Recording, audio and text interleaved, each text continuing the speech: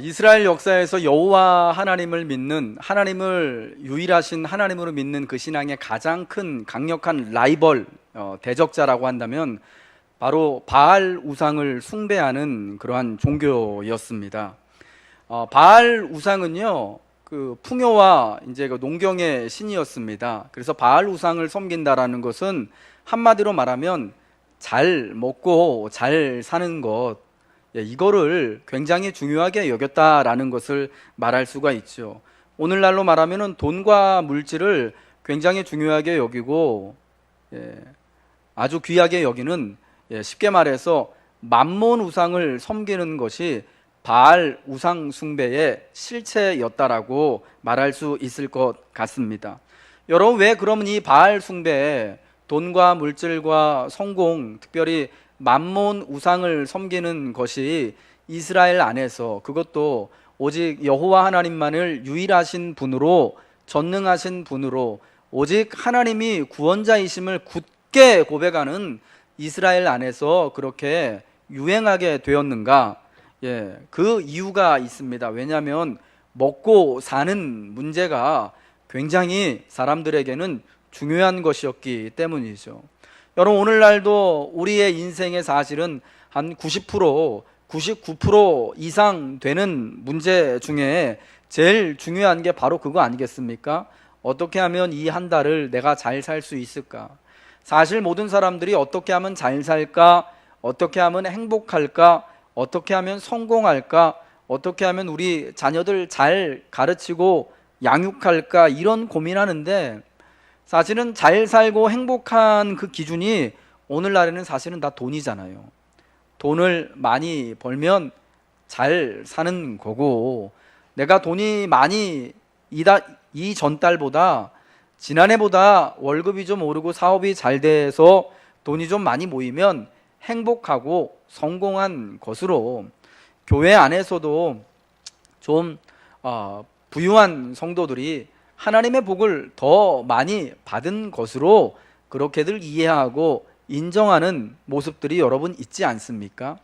이러한 돈에 대한 숭상하는, 우리는 말로는 그렇게 하지 않지만 사실 우리의 마음으로는, 삶의 태도는 돈 많이 버는 게, 돈 많이 가지고 있는 것이 참 잘 사는 거고 행복한 거다라는 그러한 마음의 태도가 있기 때문에 바알을 숭배하고, 바알 숭배로 위시되는 돈과 물질을 숭배하는 맘몬 우상을 섬기는 것이 우리 안에, 여러분, 그때나 지금이나 동일하게 있게 되었다라는 것입니다.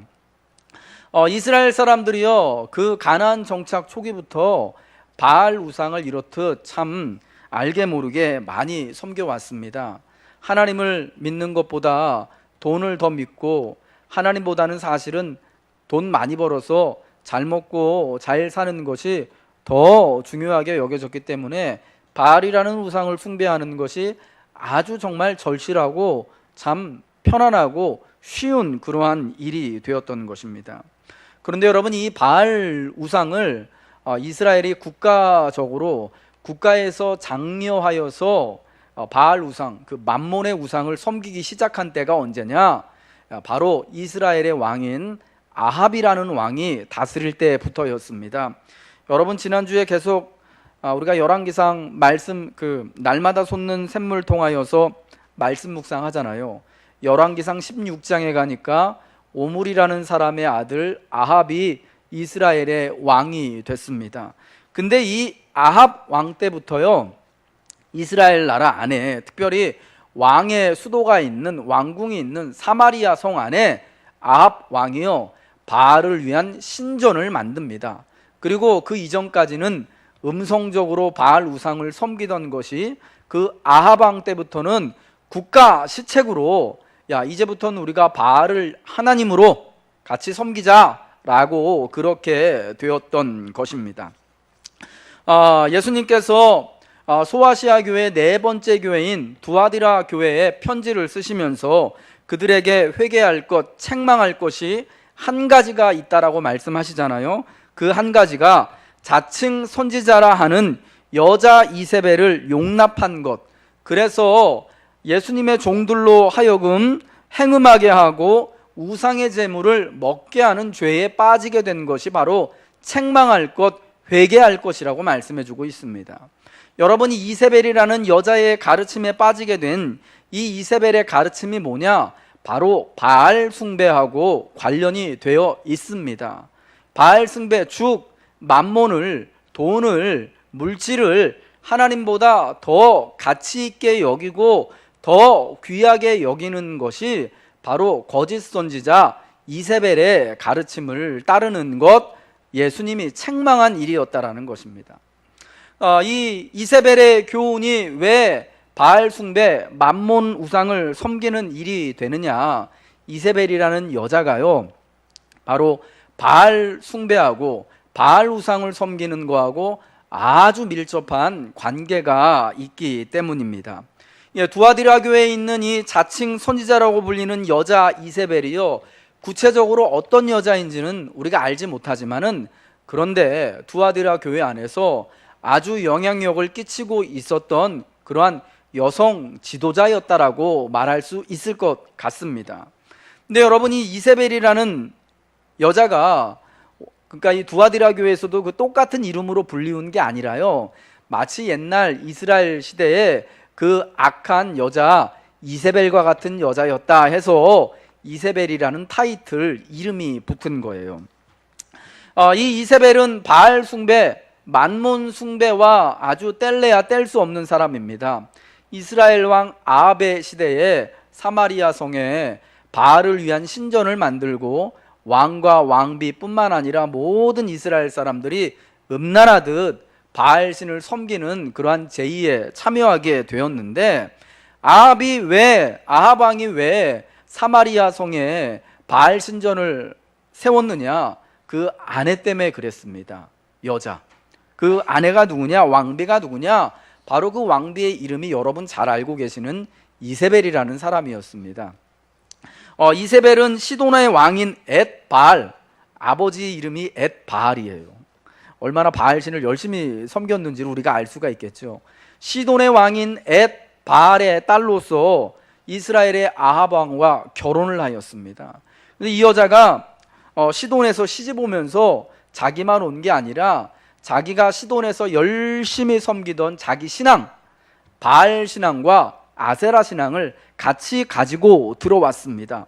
여러분, 아합이라는 사람이 이스라엘 역사에서 가장 악한 왕 중에 가장 악한 왕으로 기록되어진 이유가 바로 바알 우상 숭배 때문인데, 이 일을 누가 그렇게 하게 만들었느냐? 아내였던 왕비 이세벨이 그렇게 조장을 했던 겁니다. 사마리아 성에 바알 신전을 만들게 한 사람이 이세벨이었습니다. 그리고 그뿐만 아니라 여호와 하나님을 믿는 하나님의 선지자들을, 엘리야와 같은 사람들을 다 잡아들여서 죽인 사람이 이세벨이었습니다. 그래서 여러분, 그때의 선지자 엘리야가 이 아합 왕을 피해서 이세벨을 피하여서 그리 시내가에 가서 숨어서 3년 반 동안 지내지 않습니까?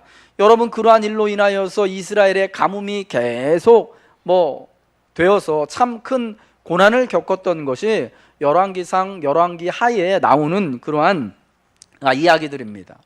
이세벨과 아합에 관한 이야기는 열왕기상 16장부터 열왕기 하 9장까지 선지자 엘리야와 선지자 엘리사의 이야기와 함께 나오고 있습니다.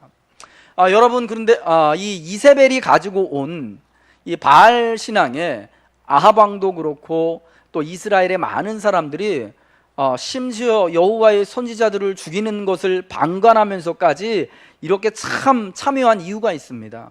왜냐하면 아까도 말씀드렸지만 바알 신은요, 농경의 신, 풍요의 신입니다. 바알 신을 잘 섬기면 돈 많이 벌고 농사 잘 짓고 우리가 이 땅에서 행복하고 성공한 삶을 살 수 있을 거다. 결국 행복과 성공은 돈 많이 버는 거라고 말씀드렸잖아요, 사람들에게. 여러분, 그러한 가치관으로 가득하였기 때문에 바알 우상을요, 쉽게 따라서 섬길 수 있었던 겁니다. 야, 이제부터 바알이 우리 하나님이니까 바알을 섬기면 우리나라가 강건하여지고 너희들도 돈 잘 벌고 우리가 행복하게 잘 살 수 있다 라는 여러분, 그 신앙의 가르침이요, 너무 사람들의 마음에 쏙 들었던 거예요. 예, 그래서 많은 이스라엘 사람들이요, 여호와 하나님을 유일신으로 믿는 그 신앙을 다 버리고 바알을 하나님으로 믿고 그렇게 따라갔다라는 겁니다. 누구든지 간에 어떤 사람이든지 어떤 제도인지 상관없이 그저 우리 먹고 살게만 해주고 잘 먹고 살게만 해주고 돈 많이 벌게 해준다면 상관없이, 관계없이, 누구든지 내게 이렇게 정말 축복만 해주기만 한다면 그 사람의 어떤 윤리적이고 도덕적인 삶이 어떻든지 관계없이 우리가 그 사람 따르겠다. 왜? 잘 먹고 잘 살게 해주니까. 여러분, 그러한 마음이 이스라엘 사람들에 있었기 때문에, 그리고 사실 오늘을 사는 우리들에게도 있기 때문에 이렇듯 바알을 숭배하는, 돈과 물질로 대변되는 만몬 우상을 섬기는 일에 사람들이 쉽게 빠지게 되는 것이었습니다. 여러분, 두아디라 교회가 참 그러한 어려움 가운데 있었습니다. 예수님은요, 두아디라 교회를 칭찬하셨습니다. 내 사업과 사랑과 믿음과 섬김과 인내를 아노니 내 나중행위가 처음 것보다 많도다. 얼마나 복음적이고 성경적인 믿음입니까? 처음 예수를 믿었을 때보다 지금이 더 좋은 믿음과 신앙을 가지고 있다는 얘기잖아요. 그런데 책망할 것이 있습니다. 예수님이 한 번이 아니라 2번씩이나 책망하고 회개하라고 촉구하신 겁니다. 뭐냐? 거짓 여자 선지자 이세벨의 가르침을 용납한 것이었습니다. 여러분, 이 이세벨의 가르침은 바로 바알 숭배와 관련돼 있는, 바로 돈, 물질, 만몬을 숭배하는 일이었습니다. 특별히요, 이 소아시아 4번째 교회가 있었던 두아디라 지역은요, 당시 무역과 산업의 중심지였습니다. 특히 구리 세공업과 그리고 또 주석 세공업과 같은 산업이 발달되어 있었다고 합니다. 두아디라 지역에는요, 그런 광산업들, 그러한 굉장히 중요한 구리와 주석과 같은 그러한 그 광물질들이 많이 났는데, 그것들을 가공해서 팔고 하는 무역과 산업이 굉장히 발달된 도시였습니다. 요즘으로 치면, 우리나라로 치면 저 포항이나 울산과 같은 산업의 도시였던 것입니다. 굉장히 그 산업 때문에요, 부유함이 넘쳐나는, 경제적으로 아주 번영하고 있는, 잘 사는 그러한 동네였다라는 겁니다. 예수님이 두아디라 교회에 편지를 보내시면서요, 그 눈이 불꽃 같고 그 발이 빛난 주석과 같은 하나님의 아들이다라고 표현하시는 것이 그와 같은 당시의 두아디라 지역의 상황을 가지고 설명하시는 겁니다.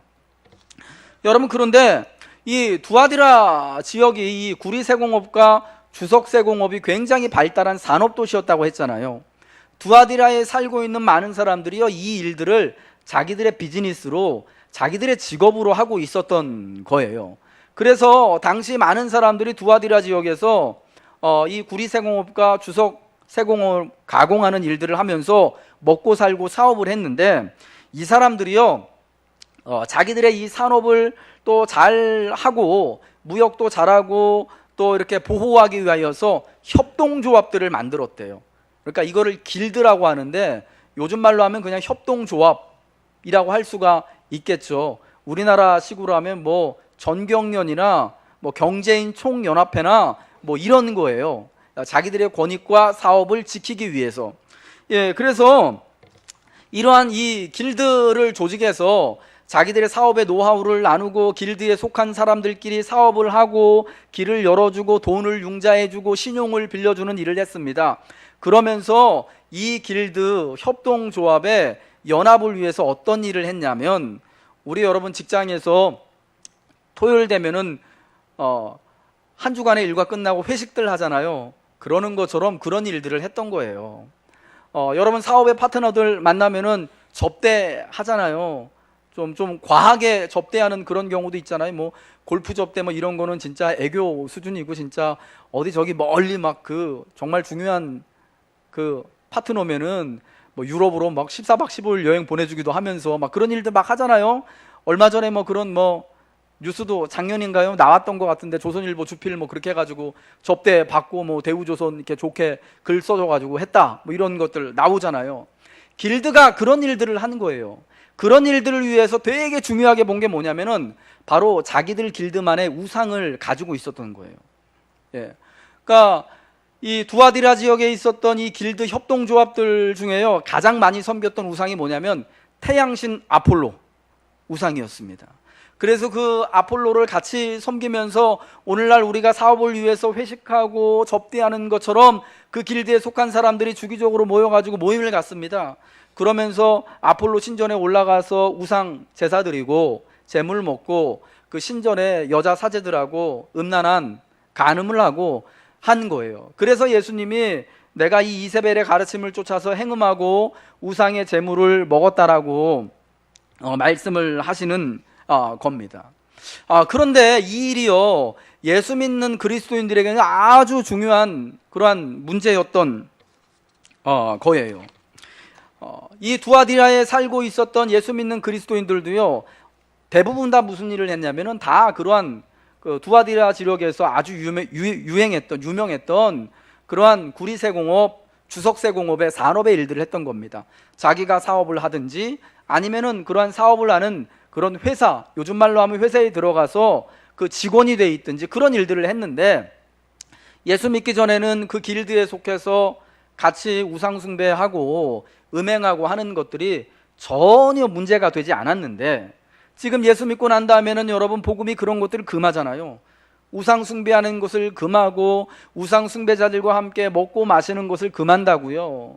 자기 아내 이외에는 이렇게 모든 그 관계가 다 간음이다, 음행하는 거다라고 금한단 말이에요. 성적인 순결함을 요구하셔요. 영적인 순결함을 요구해요. 예수 믿는 두아디라 사람들은 더 이상 이전과 같이 그렇게 음행하고 그리고 또 길드에 가서 우상 숭배하는 일을 할 수가 없단 말이에요. 여러분, 그러니까 어떤 일이 벌어집니까? 점점 그 조합에서 겉돌기 시작하고 거기 참여 못하게 됩니다. 그러니까 여러분, 그 믿지 않는 그 조합원들이 어떻게 할까요? 당신 우리 조합에서 탈퇴, 나가시오라고 하는 거예요.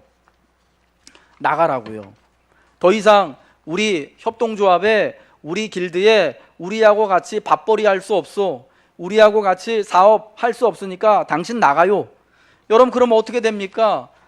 먹고 살 길이 막막해지는 거예요. 앞서도 말씀드렸지만 두아디라 지역에 사는 사람들은 대부분 다 이러한 구리 세공업, 주석 세공업을 통해서 먹고 살았는데, 이제 그거를 못하게 하면은 어떻게 해요? 어디 가서 살아요? 어떻게 가정을 꾸리고 어떻게 교회를 섬기고 어떻게 아이들을 양육합니까? 굉장히 큰 고민 가운데 있게 된 거예요. 여러분, 그때 자칭 여자 선지자라고 불리우는 이세벨, 이 여자가 어떻게 가르쳤냐면 먹고 사는 문제가 정말 중요하다고 가르친 겁니다. 우상의 제물은 아무것도 아니니까 우리가 그전처럼 그래 사업을 위해서 눈 한번 질끈 감고 이렇게 그래 우상 숭배하는 자들하고 어떻게 피해서 살 수 있느냐, 같이 어울려서 밥도 먹고, 야 우리가 이제 예수 믿은 다음에는 육체로 짓는 죄는 아무런 효과가 없으니까 이전처럼 그렇게 마음만 깨끗하면 된다, 음행에도 상관없다, 회개하기만 하면 예수님 다 용서해 주신다, 이렇게 가르쳤던 거예요. 그러니까 여러분, 얼마나 그 이야기를 듣고 이 성도들이 솔깃했겠습니까? 먹고 사는 문제가 해결된 거예요. 이건 사실은 음행하고 우상 제물 먹는 그런 문제 정도가 아니라 사실은 내가 먹고 사는 경제적인 문제가 더 큰 거거든요. 그런데 그거를 지금 이 이세벨이 해결해 준 거예요. 예수님도 우리가 잘 먹고 잘 살기를 원하신다. 성도가 이 땅에서 참 가난하지 않고 또 경제적으로 부유한 삶을 살기를 원하신다. 사도 요한도 그렇게 가르치지 않았냐? 사랑하는 자여, 내 영혼이 잘됨같이 내가 범사에 잘되고 강건하기를 내가 강구한다라고 가르쳤는데, 괜찮아, 이렇게 하라. 다 잘 먹고 잘 살자고 하는 일이고, 돈 많이 벌어서 또 하나님 교회 잘 섬기고 좋은 일에 쓰면 그거 하나님 위해서 좋은 거다 라고 가르쳤던 거예요. 그러면서 교인들로 하여금 경제적인 문제 때문에 돈의 우상 앞에 굴복해서 결국은 행음하게 하고 우상 숭배하게 하는 죄를 짓게 만든 것이었습니다. 여러분, 근데 이것이 분명 주님이 원하지 않는 것이었습니다. 주님은 돈을 주인으로 섬기는 것이 아니라 바알을 주인으로 섬기는 것이 아니라 오직 예수님만을 구주로 섬기기를 원하시지 않습니까? 이 이세벨의 가르침, 만몬의 가르침, 돈이 최고다. 돈이 우리를 행복하게 하고, 결국은 그 가르침이요, 돈이 우리의 성공의 기준이고, 돈이 있으면 심지어 구원까지도 받는다라는 가르침이요, 예수님의 복음의 가르침을 이렇게 대적하고 있는 그런 상황이었다라는 겁니다.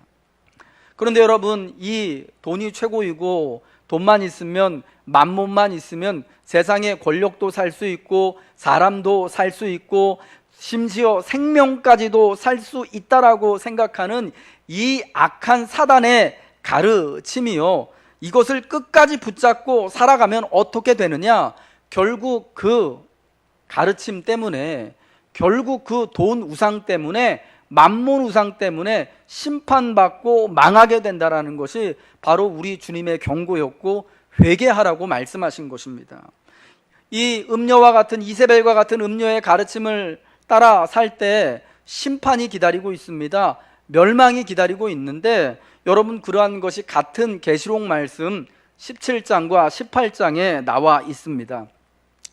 계시록 17장과 18절은요 음녀의 심판에 관하여서 말씀하시는 거예요. 이세벨이 음녀의 대표잖아요. 그게 계시록 17장과 18장에는 이세벨이라는 이름은 나오지 않지만 음녀가 나와요. 하나님의 나라를 대적하고 성도들을 핍박하고 성도들의 영혼을 사고파는, 학대하고 죽인 바로 그 음녀의 최후에 대해서 나옵니다. 근데 여러분, 이 17장을 보면은 음녀가 누구냐? 바로 그 당시 교회, 그 당시 전 세계를 지배하고 다스리고, 그리고 또 교회와 예수 믿는 사람들을 핍박하고 죽였던 로마 제국이다라는 것을 어렵지 않게 알 수가 있습니다. 왜냐하면 17장에요 이 음녀를 바벨론이라고 부르고요, 그리고 17장 9절의 말씀 보면 그 여자가 앉은 7산에 관하여서 말씀해요. 그런데 이 말씀들이요, 그 당시 사람들이 이 계시록의 말씀을 듣는 소아시아 7교회 사람들이, 바벨론이 어디다, 바로 온 땅의 왕들을 다스리는 큰 성이 어디다, 7산이 어디다 라는 것을 라고 말했을 때, 이게 로마구나라는 것을 분명히 알 수 있었습니다. 그러니까 바벨론과 7산은요 당시 로마를 가르치는 은어였어요. 예수 믿는 사람들이라면, 특별히 유대인들이라면 바벨론이 바로 로마 제국이구나 라는 것을 누구나 알고 있는 그런 상황이었다라는 것입니다. 계시록 18장에는 이 음녀와 같은, 이세벨과 같은 음녀인 로마 제국, 당시 세상을 진짜 그 경제적인 능력으로 그리고 군사력으로 다스리고 지배했던, 그래서 예수 믿는 사람들을 예수 믿는다라는 믿음 때문에 굉장히 핍박하고 박해하고 죽였던 로마 제국의 황제들이 어떻게 망하게 되는가에 대하여서 18장에 나옵니다. 바로 그들이 권력을 추구하고 돈을 추구하고 사치하였기 때문에, 정말 욕심이 끝간데 없이 만몬의 우상, 바알의 우상을 추구했기 때문에 심판받았다라는 것을 말씀해주고 있습니다. 우리 한번 성경을 쭉 한번 찾아보겠습니다. 18장 3절 말씀 띄워주시기 바랍니다. 읽겠습니다. 시작. 그 음행의 진노의 포도주로 말미암아 만국이 무너졌으며 또 왕의 왕들이 그와 더불어 음행하였으며 땅의 상인들도 그 사치의 세력으로 치부하였도다 하더라. 왕들이 그와 더불어 음행하였는데 그 음행이 뭐냐면 사치한 거예요. 결국은 돈을 계속해서 만몬을 추구한 것을 말하는 것입니다. 그 다음에 18장 7절 보겠습니다. 시작. 영화롭게 하였으며 사치하였든지 그만큼 고통과 애통함으로 갚아주라. 그가 마음에 말하기를 나는 여왕으로 앉은 자요 과부가 아니라 결단코 애통함을 당하지 아니하리라. 얼마나 자기를 영화롭게 하였고 사치하였는지, 그 영화롭게 한 것과 사치한 것을 통하여서 결국은 애통함에 이르고 심판에 이르게 된다라는 것입니다. 그 다음에 18장 11절부터 13절까지 말씀 읽겠습니다. 시작.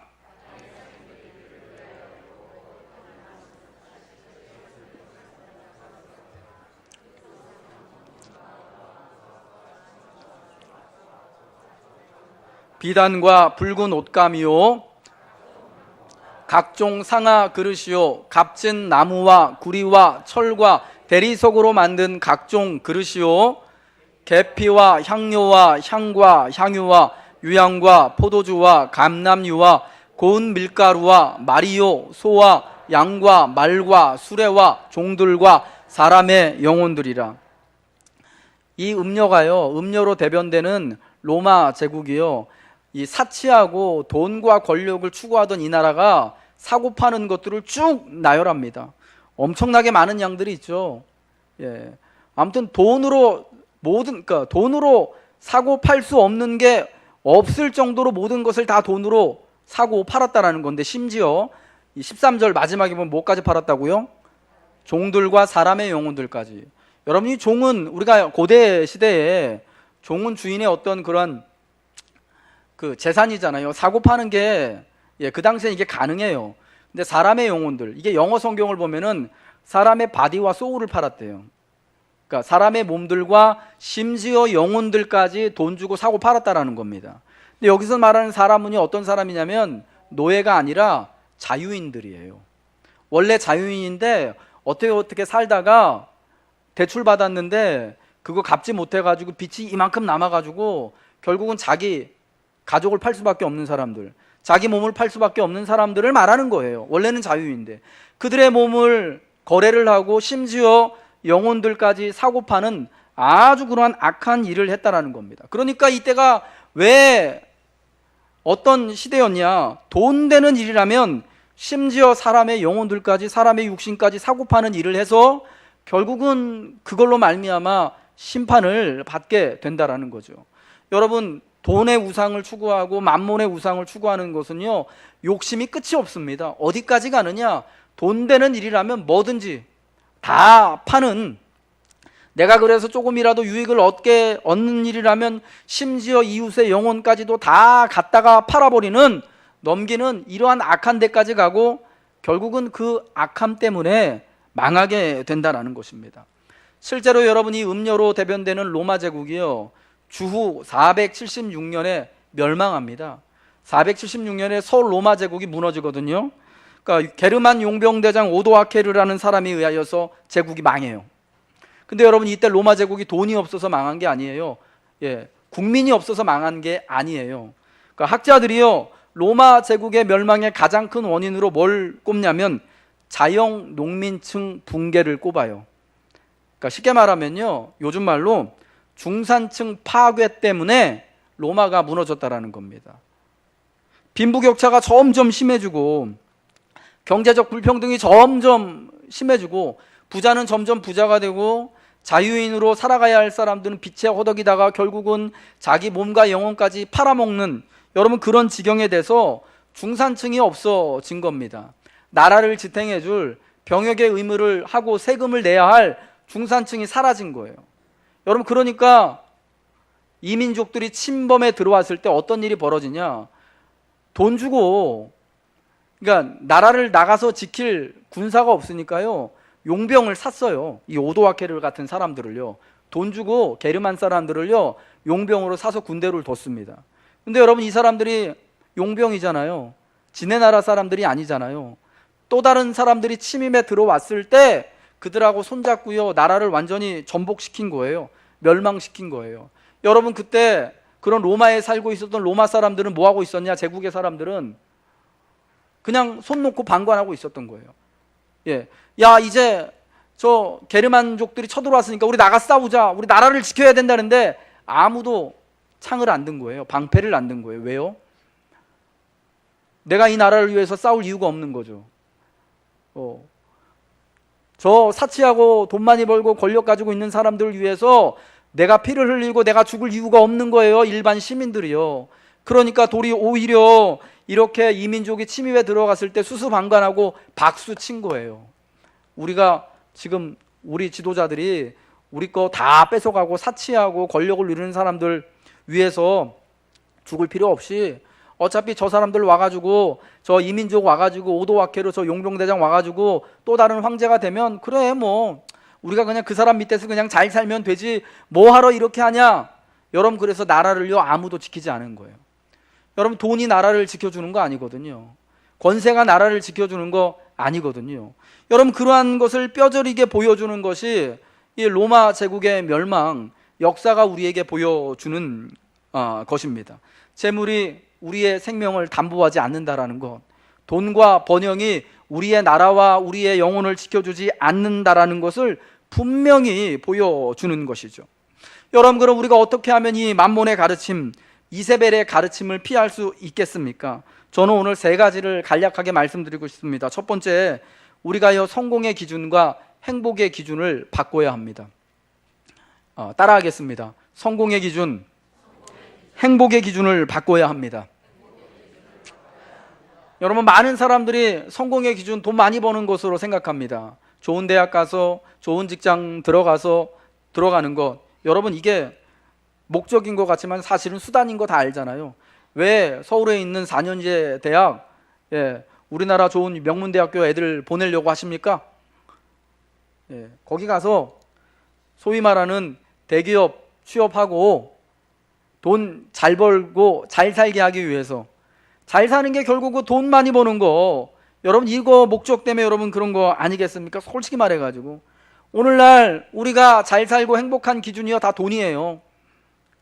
돈 많이 벌면 내가 잘 사는 거고, 돈 많이 있으면 내가 행복한 거고, 돈 내가 많이 가지고 있으면 내가 성공한 거다라고 그렇게 여러분 인식하잖아요. 얼마 전에 제가 요즘에 보고 있는 그 자동차 광고 중에 되게 재밌는 게 있더라고요. 나는 밥을 샀는데 너는 차를 샀네. 배가 아프기 시작한다, 뭐 이런. 보셨어요? 여러분, 그런 게 다 뭘 얘기하는 거냐고요. 너 아무리 네가 뭐 잘 살고 있는 것 같아도 이만큼 외제차 살 능력 안 되면 너 네 친구에 비해서 불행한 거다, 너 못 살고 있는 거다, 너 성공하지 못한 거다. 성공한 남자가 되고 싶으냐? 당신의 가족을 위해서 저 근사한 외제차 BMW, 벤츠 이런 거 할부로 한번 사보십시오. 이렇게 말하는 거 여러분 아니겠습니까? 거기에 여러분 우리가 충실히 지금 사실은 따라가는 삶을 살고 있잖아요.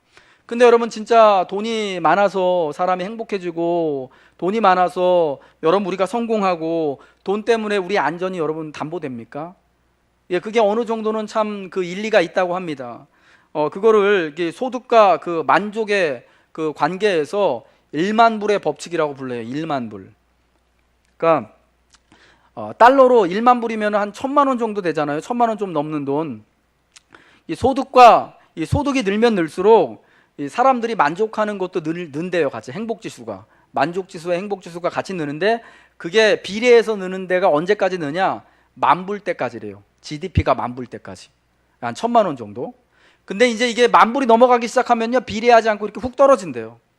그러니까 그 이상부터는, 만불 이상부터는 돈을 아무리 많이 벌어도 더 많이 버는 것만큼 행복하고 감사하고 만족하지가 않다라는 거죠. 그러니까 여러분, 4인 가족 기준으로 1년에 4천만 원 정도만 벌면은 충분히 만족하고 충분히 감사하고 충분히 행복할 수 있다라는 것을 수치로 이렇게 보여주더라고요.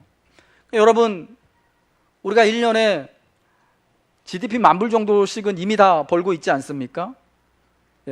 근데 여기서 우리가 2만 불 버는 사람, 3만 불 버는 사람, 연봉 1억 가진 사람, 나보다 조금 더 행복하고 나보다 조금 더 자유를 누리고 더 많은 권세를 누리고 살 거야, 더 사람들이 인정해주는 성공하는 그런 사람이 될 거야 해가지고 우리가 사실은 그렇게 욕심부리고 끝간데 없는 욕심부리면서 여러분 그렇게 살아가고 있는 거 아니겠습니까?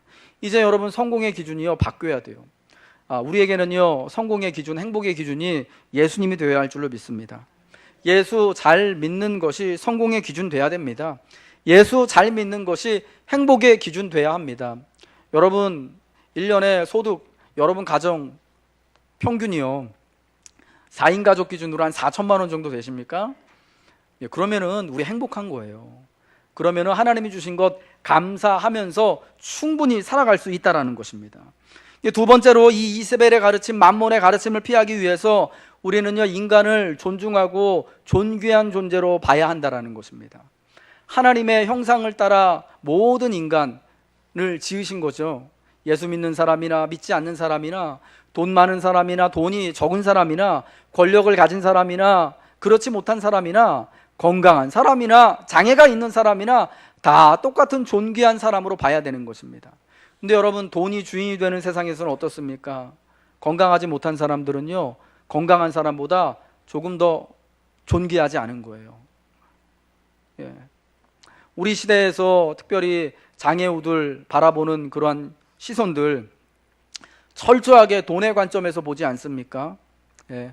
건강한 사람보다 일 많이 못하는 사람, 돈 많이 만들어내지 못하는 사람, 그러니까 참정권도, 투표권도 좀 제한돼야 되고, 내가 이렇게 10시간, 다른 사람 10시간 일하면은 한 30만 원 주고, 이 사람은 건강하지 못하니까 한 10만 원만 줘도 되고, 저 동남아에서 들어온 이주 노동자들 우리나라 말 잘 못하니까 우리나라 사람들한테는 일당 20만 원 줄고 이 사람들한테는 한 5만 원만 줘도 돼.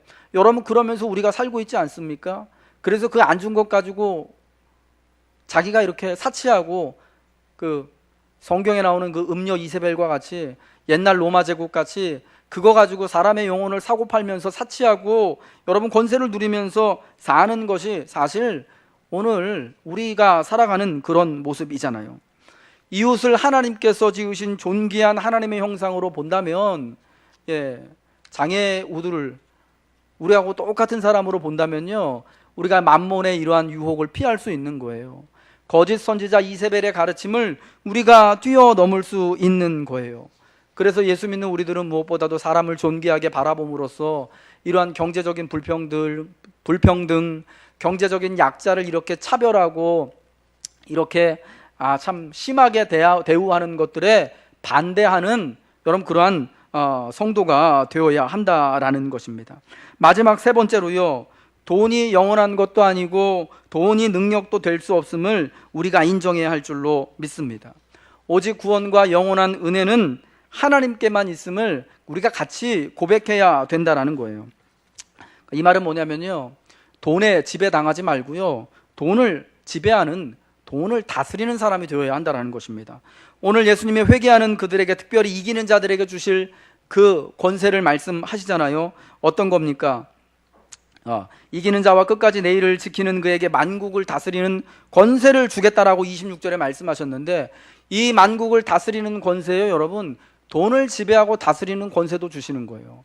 돈을 많이 벌어가지고 내 마음대로 쓰는 게 돈 다스리고 지배하는 게 아니라요, 내가 돈이 많건 간에 적건 간에 내가 돈에 휘둘리지 아니하고, 돈 때문에 걱정하지 아니하고, 돈 가지고 내가 쓰고 싶은 대로, 하나님이 원하시는 대로 그것을 유용하고 지배하고 다스리는 게, 여러분, 돈에 지배받지 않고 돈을 다스리는 일, 돈이 없어서 걱정하고 돈이 많아서 많은 대로 걱정하는 것, 그거는 여러분 돈에 지배받는 거고요.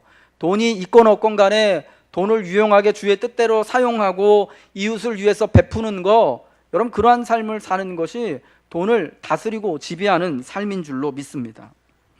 여러분, 바벨론 제국과 같은, 이 음녀와 같은, 영원할 것 같은 그 로마 제국이요, 결국 왜 망하게 됐느냐?